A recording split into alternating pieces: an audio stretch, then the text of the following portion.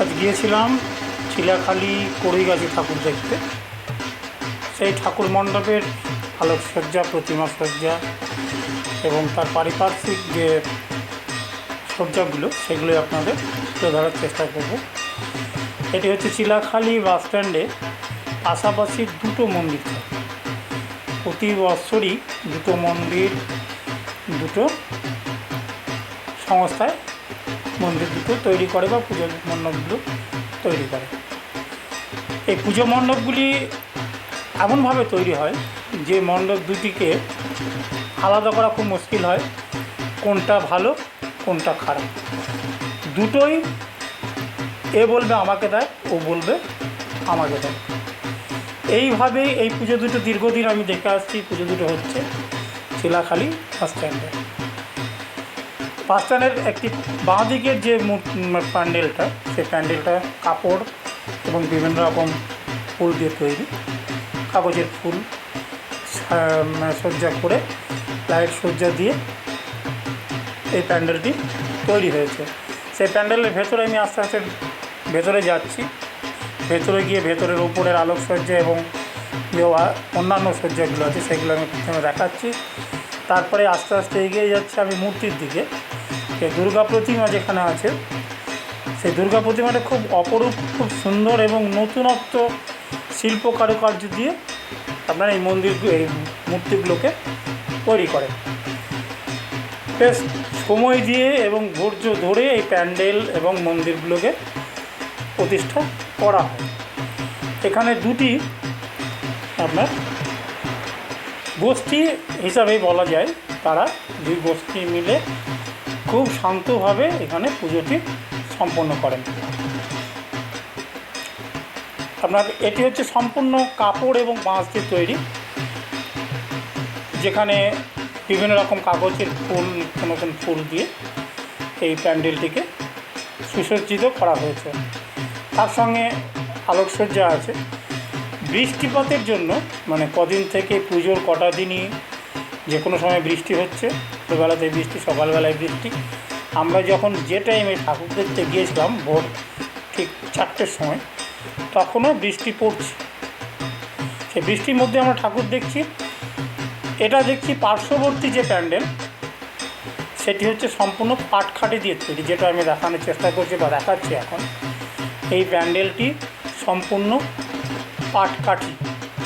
পাটকাঠি দিয়ে তৈরি এবং তার মধ্যে বিভিন্ন রকম সুসজ্জিত করে বিভিন্ন রকম মূর্তি বানিয়ে পাটকাঠি দিয়ে এই প্যান্ডেলটিকে করা হয়েছে। আমি একটু বাহিরের দৃশ্যগুলো সাধারণত আপনাদের খানিকটা দেখাচ্ছি। আশেপাশে অনেক মেলা বসেছিল বা মেলার দোকানগুলো দেখা যাচ্ছে। সবে রাত্রি বা ভোর 5টে প্রায় বাজতে চলেছে।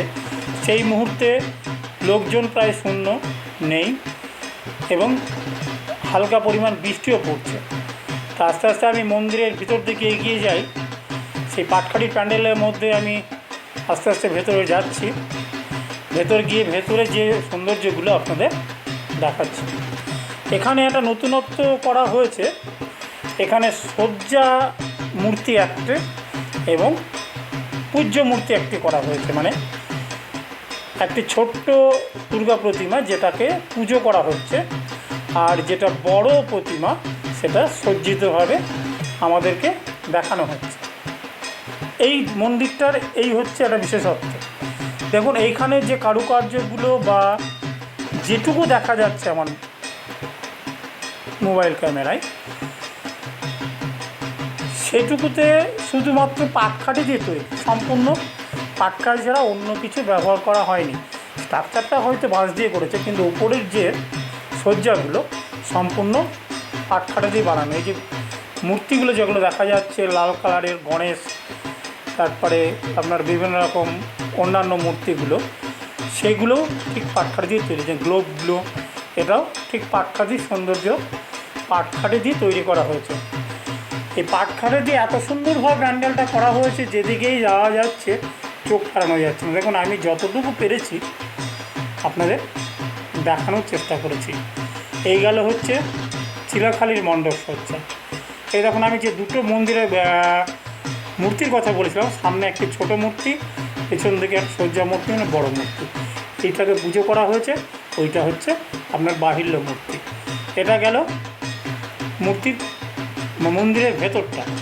এবার আমি বাইরটাকে দুটো মন্দির একসঙ্গে দেখাচ্ছি এবং পাশাপাশি কতটা পাশে থেকে একভাবে শান্ত হয়ে এইভাবে পুজো করা যায়।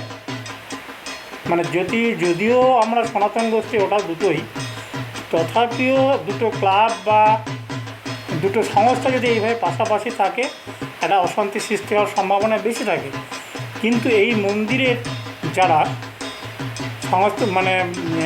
মন্দিরের যারা পরিচালনায় থাকেন, তারা এত সুন্দরভাবে পরিচালনা করেন যে মন্দিরটি সুস্থ এবং সুন্দরভাবে পুজো হয়।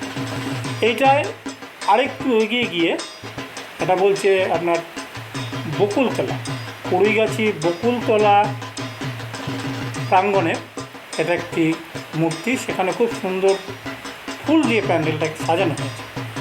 গেটগুলো আমরা যে গেট দিয়ে ঢুকছি, সেই গেটের রাউন্ডে ইউ আকৃতি করে আপনার বিভিন্ন রকম কাগজের ফুল দিয়ে সাজানো হয়েছে।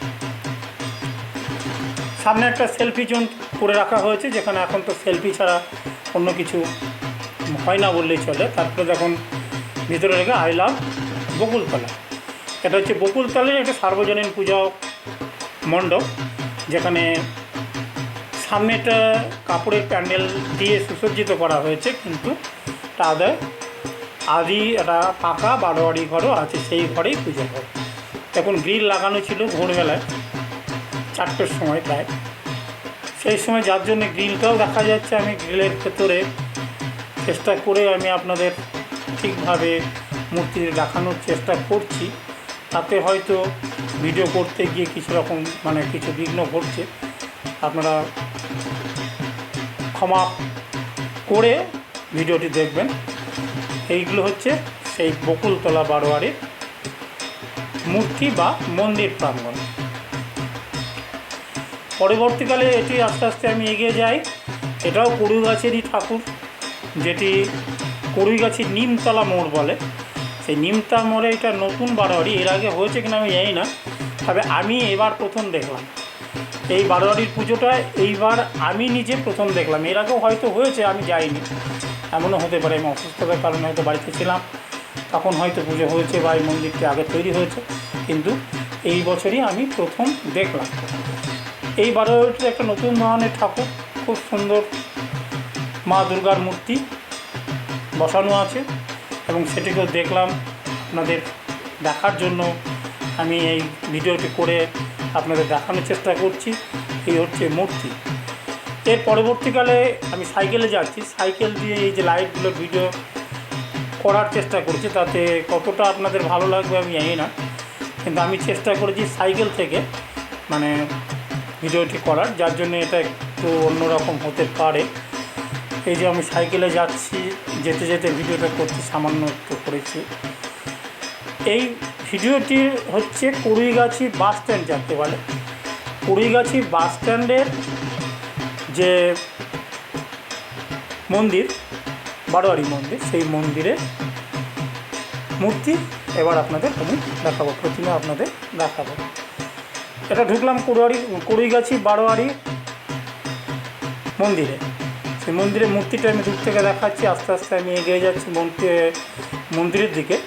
মন্দিরের দেবী মূর্তিটি এটাও খুব সুন্দর, দেখুন অসুর সিংহ এগুলোকে একটু মূর্তিগুলোকে আলাদাভাবে করা হয়েছে, যেটা একটু নতুনত্ব আনার চেষ্টা করা হয়েছে অন্যান্য মূর্তির সঙ্গে একটু আলাদা, যার জন্য এই মন্দিরের মূর্তিটিকে দেখতেও একটু অন্যরকম মনে হচ্ছে, খুব সুন্দর। আমি সেইভাবে আপনাদের সামনে তুলে ধরার চেষ্টা করছি। মন্দির সজ্জাগুলো আলোকসজ্জা সামান্য এখনও অন্ধকার হয়ে আছে, এখনও ভোরের আলো ফুটে ওঠেনি।